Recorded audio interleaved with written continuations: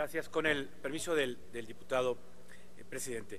La idea de estas modificaciones a la Ley de Presupuesto y Responsabilidad Hacendaria es avanzar en pues básicamente en la transparencia de la información que proporciona el Ejecutivo en materia presupuestal.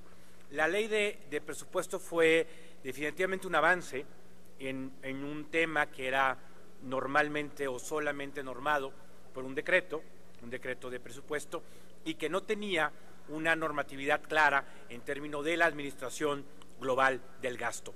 Desgraciadamente, la evolución de la ley no ha sido la adecuada y muchas veces su interpretación. Un punto clave que nosotros estamos proponiendo modificar en la ley, o que quede claro en la ley, es que la parte de los requerimientos financieros del sector público que no es contabilizado como déficit solamente sea la deuda de Pemex.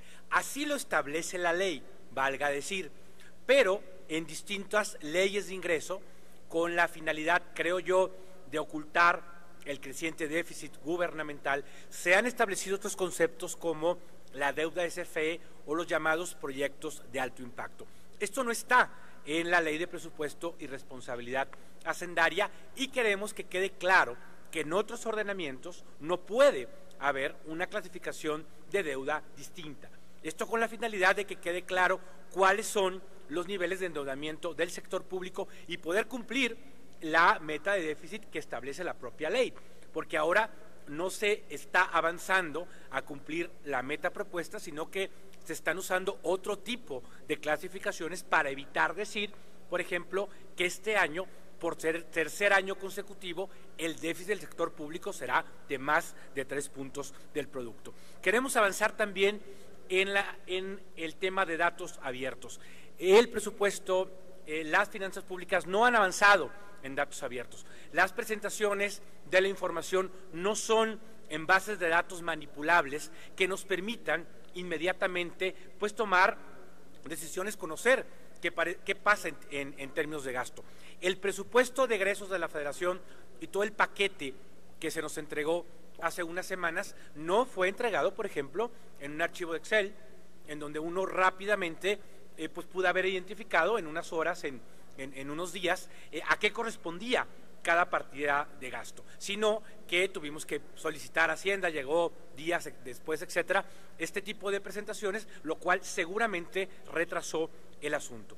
También consideramos muy importante que en materia tributaria, en materia de ingresos, hay un desglose más fino de lo que cada persona tributa y su nivel de ingreso. Esto es fundamental para en el futuro poder diseñar impuestos que sean más progresivos, es decir, gravar a las personas realmente de altos ingresos.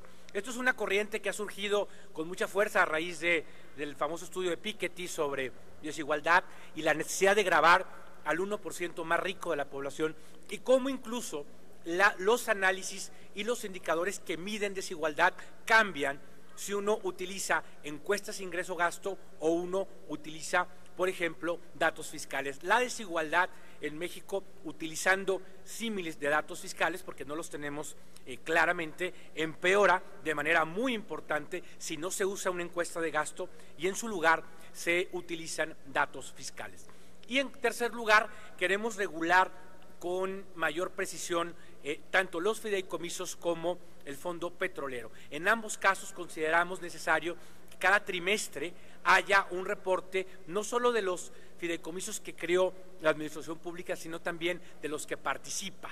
Hay fideicomisos en donde su carácter público es discutible, en el sentido de que no es el único que participa el gobierno, no es el único que lo creó el gobierno, pero sí participa, y sobre ellos todavía tenemos una serie de información que nos falta establecer. Todo esto viene a colación también con la discusión pues que medio tuvimos el día de hoy y no tuvimos, en el sentido de que hay todo un rubro muy importante de los ingresos públicos que son los aprovechamientos, y que la propia Auditoría Superior de la Federación ha pedido a este Congreso que legisle para que todo este gasto que puede venir o de fideicomisos de estabilización o del Banco de México o de la Banca de Desarrollo o de Pemex o de CFE tenga una reglamentación para que no exista una rama de la administración pública que pueda ser utilizada por la Secretaría de Hacienda para financiar el gasto. Creemos muy importante tener una discusión